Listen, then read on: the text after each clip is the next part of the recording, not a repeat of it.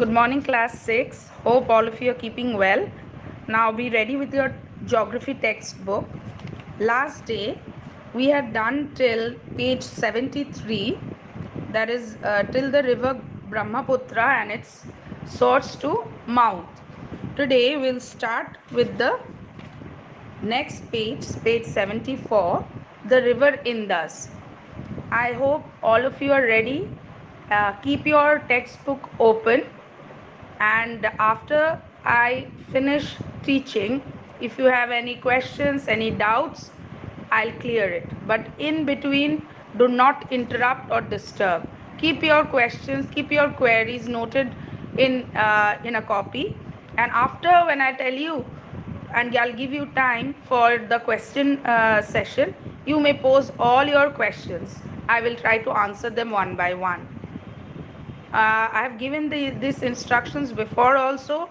Do follow it, because it is a virtual way of teaching. It's not a normal classroom teaching where you raise up your hand and you start asking questions. It's not. So we have to abide by certain rules and regulation while conducting this class. So I want it in that way, because if you interfere in the middle, it becomes very difficult, right? So make sure that you follow these instructions, and we will do the class successfully. Okay, now let's get started. The river Indus. The river Indus mainly originates from a glacier in Kailash Mountains near Mansarovar in Tibet, and it enters India and flows through Jammu and Kashmir and Himachal Pradesh before it enters Pakistan. This river meets its tributaries in Pakistan, and the united flow finally meets the Arabian Sea. So, river Indus, though originates from Tibet, actually uh, has its mouth in the Arabian Sea through Pakistan. So it only flows in India near Jammu and Kashmir and Himachal Pradesh, and then it finally enters Pakistan, where it meets its various tributaries, and they all together they end up, that is their mouth is at the Arabian Sea. Indus at a glance. This you must keep it in your mind and mark it very important, because this you may be given a question to trace the source to mouth of river Indus. Any of the rivers, all the rivers are equally important. Here you must know the length, its tributaries, that is Bitashat, Chandrabhaga, Iravati, Shatadru, Bipasha, flows through Himachal Pradesh and Jammu Kashmir in India. Main cities along its course are Leh, Srinagar. Fine. India is a river based nation. So we all know that India is a nation full of rivers from north to south, and each of the and hence it is very fertile. Hence it we have abundance of wheat, paddy, any kind of crops can be cultivated in our country. So due to the why it is, because of the availability of various kinds of rivers along with its tributaries. So every state has a particular river. So the human settlement, and river becomes a very important source of human settlement, for transportation, for growing up of industries. So each of the cities which is in and around the rivers are quite established, and based on these rivers, there are various agricultural goods industries have developed. Many rivers form a network all over India. These rivers play a significant role in agriculture, industry, transport network, and electricity generation. So India, being a river-based nation, can really boast on all kind of availabilities of various resources, which is based on river. Like as I already mentioned about the transportation, various industries, the agriculture, and even electricity generation. Now, just see on the same page the river map of India. It's given river, adjacent city, tributary, and the special fact, right? So, first is the special fact is given. The world's largest delta has been formed at the mouth of Ganges and Brahmaputra. Now, the river is, you may write it down, Ganga, and adjacent cities or cities and towns along these rivers are Haridwar, Kanpur, Allahabad, Varanasi, Patna, Kolkata, and so on. And next, the tributaries. So you must know the tributaries as well. Then there is left bank tributaries and there is right bank tributaries. Left bank is Ram Ganga, Gomti, Gharghara, Bagmati, Kosi, and the right bank is Yamuna, Chambi, Betua, San, and Damodar. So this you listen to the audio and write it down. Next is the world's largest river island is Brahmaputra's Majuli Island, right? So the name of the river is Brahmaputra. Then you write its adjacent city, that is Dibrugarh, Tejpur, Guwahati, Golpada, and Dhubri.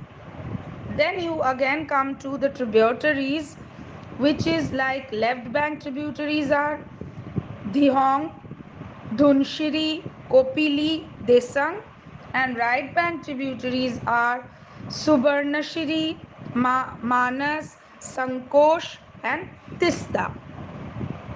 Next, we go on to the important pilgrimage sites on the shores of Ganga. There Haridwar and Varanasi. So same as river Ganga. Next is the word Punjab, originated from the five tributaries of river Indus. So here you write in the river Indus, and adjacent city are Leh, Srinagar, Bhakra, and again left bank tributaries are Bitasta, Chandrabhaga, Iravati, Shatadru, Bipasha, and right bank tributaries are Shighar and Gilgit. Now, if you want me to give it in a note form, I will, but listen to the audio carefully, and if you don't understand, then I'll surely give it in the notes. So now we move on to the next page, page 75, the Peninsular Plateau region. To the south of the northern plains lies the Peninsular Plateau. That is from, it is mainly covering the southern India if you look at the map on your right hand side of the page. It is triangular in shape. And why it is a peninsular plateau? This is a region surrounded by hills on three sides. What are the hills? They are the Aravali hills, the Vindhyas, and the Satpuras that lie to the north, and to the west lies the Western Ghats or the Shayadri, and again to the south are the Nilgiris, Annamalai, and Palni hills, and the Eastern Ghat provide the eastern boundary. So you have seen in the map how it is given that it is surrounded by three hills, three types of hills on the three sides. The average elevation of the entire region, hence it is a plateau region, so it is little higher than the plains, is around 600 to 900 meters, and the elevation decreases from west to east. So now the entire region is divided into several subdivisions. What are those? They are like the Central Highlands, the Eastern Highlands, and the Deccan Plateau. Now, on your right hand side, you can say the Peninsula Plateau, how it is covered. It is said Vindhya Range, Western Ghats, Nilgiris, and Eastern Ghats. Now, this is the way this Peninsula Plateau is remain surrounded. Now, let us move on to the different subdivisions. That is the Central Highlands. What is there? Many plateaus like Malava, Bundelkhand, etc., found in this region are made up of ancient hard rocks. And rivers like Narmada, Tapi usually originate in this plateau region. And these two rivers flow westward and they actually drain into the Gulf of Khambar. Again, you have the Eastern Highlands. Eastern Highlands consist of the Chota Nagpur, Bhagelkhand Plateau and are found in this region. Mahanadi and Damodar are the main rivers which drain into the Bay of Bengal. Then you have the Deccan Plateau. The plateau is surrounded in the north and northeast by the Vindhyas, the Mahadeva and the Maikal Hills. In the east by the Eastern Ghats and in the west by the Western Ghats. And the rivers in this area are Godavari, Krishna, Kaveri, mainly flow in this region. Next, you see at the end of the page 75 the mountains of Western Ghats and the Eastern Ghats at a glance. The Western Ghats is also known as the Shayadris. Now, Anaimudi in Annamalai Mountains is the highest peak of this peninsula plateau. You have to keep these points very much noted. Many rivers have dissected the Western Ghat mountains like Mahanadi, Godavari, Krishna and Kaveri, and these rivers all drain into Bay of Bengal. That is, they flow towards the east and they drain into Bay of Bengal. Now, it is next page, page 76. It says that study the river map at page 74 and write down. Now, the name of the rivers first is Mahanadi. The source is Shivaka in Dhankeshwarayan Highland, and the direction of flow is east, and the mouth of the river will be what? Will be Bay of Bengal. Similarly, Godavari, the direction of flow is east and mouth will be Bay of Bengal. Krishna also Mahabaleshwar in Western Ghats is source and mouth will be Bay of Bengal and direction of flow will be east. Kaveri Brahmagiri in Karnataka source, direction of flow will be east and mouth will be Bay of Bengal. Narmada Amarkantak peak, direction of flow you must tell me, and mouth of the river is Gulf of Khambar. And Tapi, the mountain Mahadev, and these two, Narmada and Tapi, you must tell me right now. Anybody? Here there is an important point written. Do you know? It is written quite in a very hazy way, but mark this that Godavari is the longest river in the south and it is also known as the Ganges of South India. So you must keep this point noted. Next, let's do crossword. Fine. So I think this crossword is your homework. Next class I'm going to ask anyone to tell me the crossword. Next portion we move on to the desert region in the west. In the western part of Rajasthan, we usually come across the desert region known as the Thar Desert. This region is full of sand and various stones. There are no big trees or any kind of vegetation that is found there. Some non-perennial rivers are present.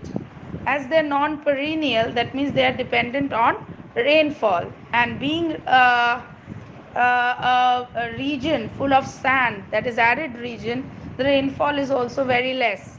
So these rivers also cannot play a significant role for any kind of development or for agriculture, for communication to Rajasthan.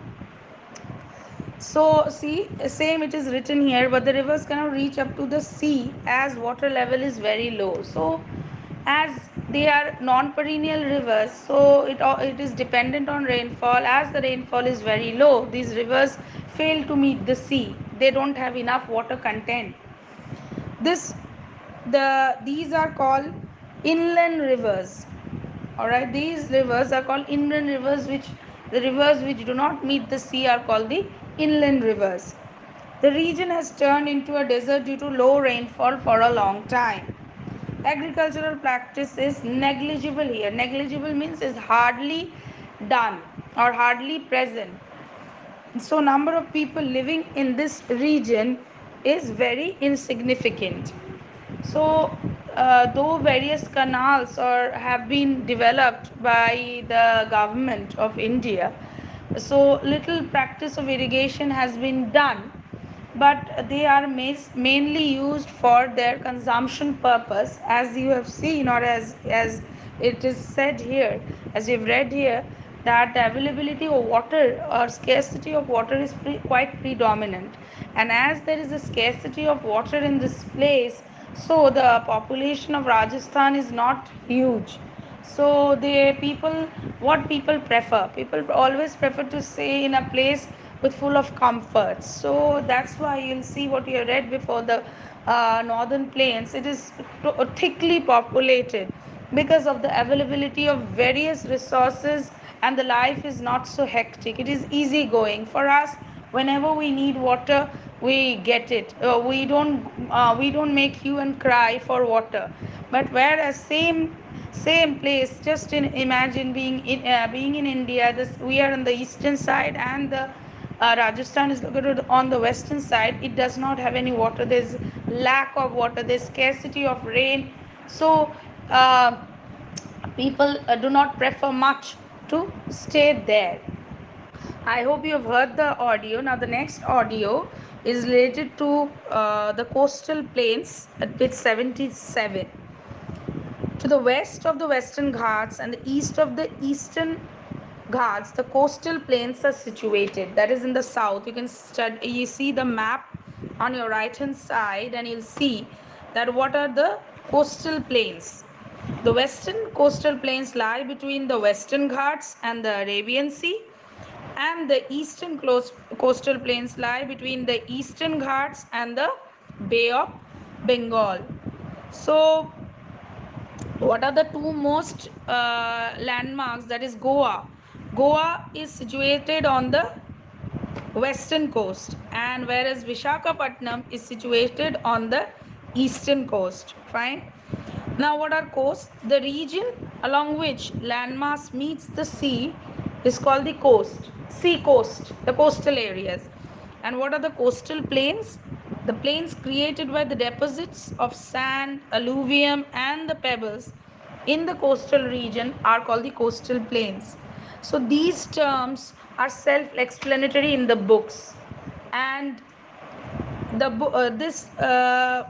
the content of this book is quite okay for you.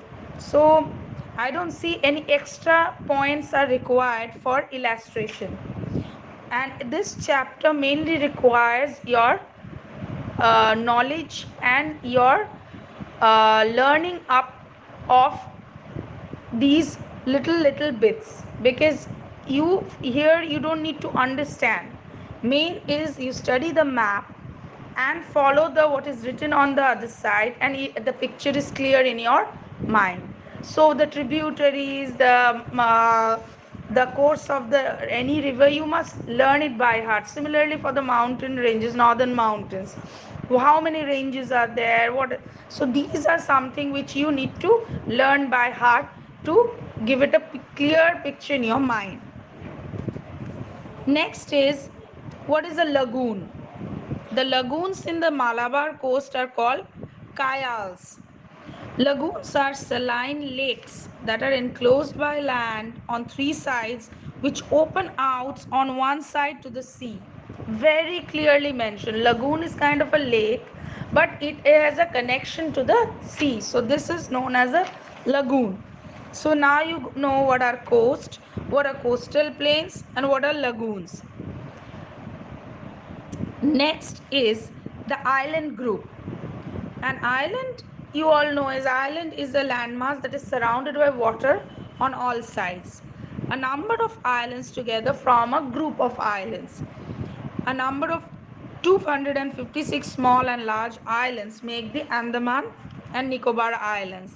That is, Barren Islands and Narcodam are the volcanic islands in the Bay of Bengal, while 25 such islands from the Lakshadweep Islands are in the Arabian Sea. Some are in the Bay of Bengal, some are in the Arabian Sea. There are coral islands. Corals are, again, what are corals? This you keep it a note that corals are skeletons of tiny marine animals called polyps. When the living polyps die, their skeletons are left. Thus, the skeletons of crores of corals accumulate to form the coral islands. These coral islands are very visible. If you have visited Andaman and Nicobar Islands, there is a beach where you can actually go for scuba diving, or underneath the sea, and you'll find loads and loads of corals. Though previously the corals are allowed to take, previously many people have got corals, but then now it is illegal, fine, because they were reducing in numbers. So these are the main things that you'll find. So I have come to the end of this chapter as well. Now you may ask your question if you have any.